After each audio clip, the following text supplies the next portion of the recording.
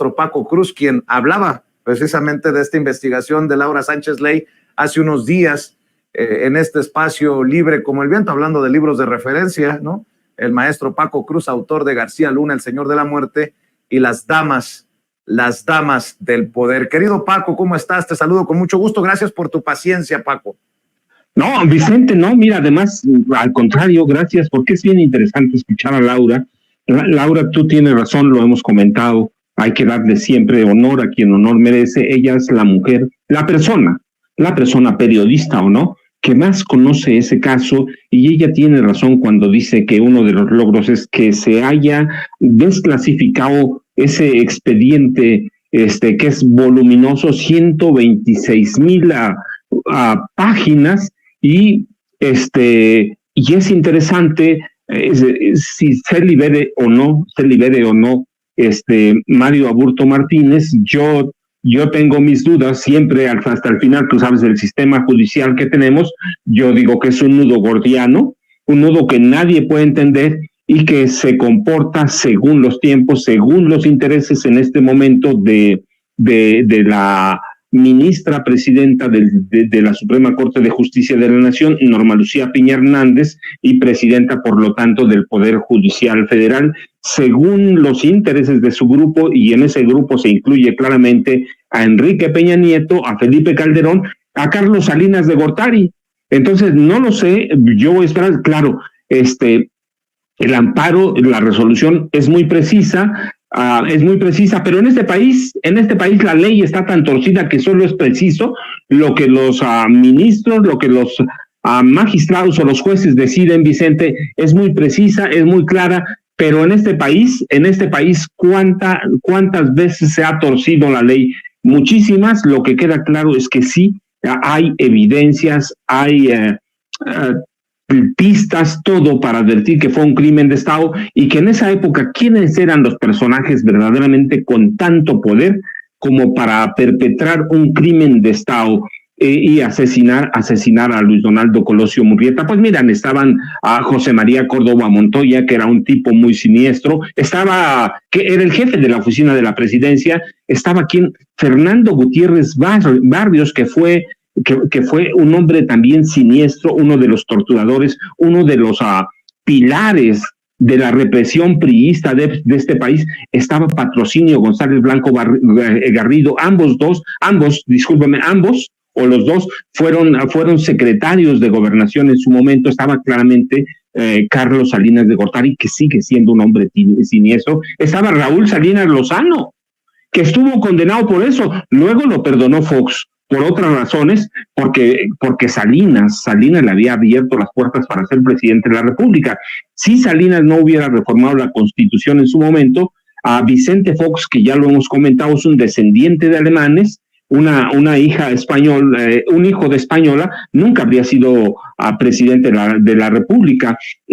Así que Raúl Salinas Lozano estaba, mira, un personaje que nunca hablamos, ya lo hemos mencionado en bastantes ocasiones, pero nunca se le menciona, Guillermo González Calderoni, que era el superpolicía y con todos los poderes de Genaro García Luna, en el gobierno de Carlos Salinas de Gortari, y operaba en el norte del país. Yo lo sostengo porque lo conocí personalmente, porque lo vi operar matanzas, porque lo vi quedarse con dinero del narco. Yo cubría en aquella época cuestiones de narcotráfico para un periódico, un semanario de Ciudad Juárez, que desapareció en 89, pero lo conocí todo el poder de Guillermo González Calderoni en el gobierno de Carlos Salinas de Gortari. Después, cuando terminó el sexenio, se fue a entregar, lo protegió la justicia de Estados Unidos, pero eso no fue un obstáculo para que un francotirador lo matara en McAllen.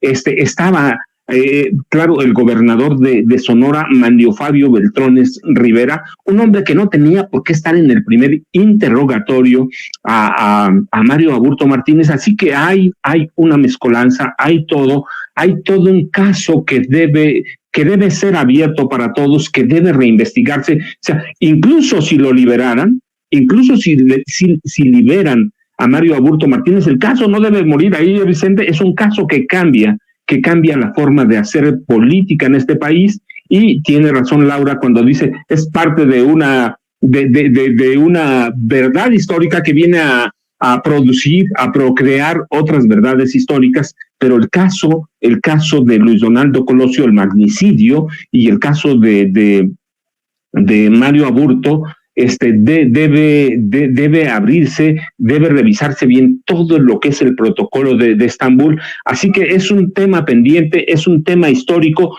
tanto como todas las matanzas históricas en este país, Vicente. Así que qué bueno que estuve esperando, porque mira, me dio oportunidad de conocerla. Yo personalmente no la conozco, pero su libro es un libro de referencia. Es obligatorio leerlo ahora con las damas del poder. Lo consulté. Ese libro de Laura Sánchez Ley es una joya que debe estar en la biblioteca de cada una. Pero mira, no solo es Aburto, hay que recordar lo siniestro que era Salinas. En su gobierno fueron asesinados, Laura mencionaba a José Francisco Ruiz Massieu, cuya culpa recae en Raúl Salinas Lozano, y en Carlos. Claramente era el cuñado, esposo de Adriana Salinas de Gortari, pero está el asesinato de 305 militantes del PRD. Ya se les olvidó. A los perredistas se les olvidó que hoy están asociados o aliados con el PRI. Ya se les olvidó que este hombre mandó a asesinar a 305 militantes del PRD en su gobierno. Se les olvidó también la desaparición de Manuel Muñoz Rocha, el diputado federal, que es uno de los responsables del asesinato de José Francisco Ruiz Massieu, y que en el gobierno de Carlos Salinas de Gortari, en todo ese contexto se puso en práctica desde antes de entrar al gobierno, desde antes, porque los asesinatos de perredistas empiezan antes, en el proceso electoral, ordenados por Carlos Salinas de Gortari. Puso en marcha una política de persecución, de exterminio de rivales políticos. 305 no es un número. No es un número bajo, Vicente, son 365 asesinados. Y mira, y si me permiten, todavía esa política de exterminio que impuso a Carlos Salinas de Gortari se prolongó hasta el gobierno, hasta la presidencia de Zedillo, porque entre los dos, en el gobierno de Zedillo, que siguió la misma política, fueron 263 perredistas asesinados. Así que hasta en los gobiernos de Salinas y de Zedillo fueron asesinados 568 a militantes perredistas, y Salinas y Zedillo son responsables de la educación, por llamarle de alguna forma, y la preparación de Genaro García Luna. Así que hay que estudiar ese sexenio todavía. Queda mucho por estudiar, queda mucho por decir, pero el magnicidio de Colosio, debemos tenerlos, todos debemos tenerlo presente, lo mismo que el sexenio de Zedillo, porque ellos dos alentan y alimentan el narcotráfico que deviene en crimen organizado. Ellos alientan y alimentan las bandas de secuestradores que después viene a controlar Genaro García Luna. Así que son sexenios que todavía quedan pendientes, Vicente.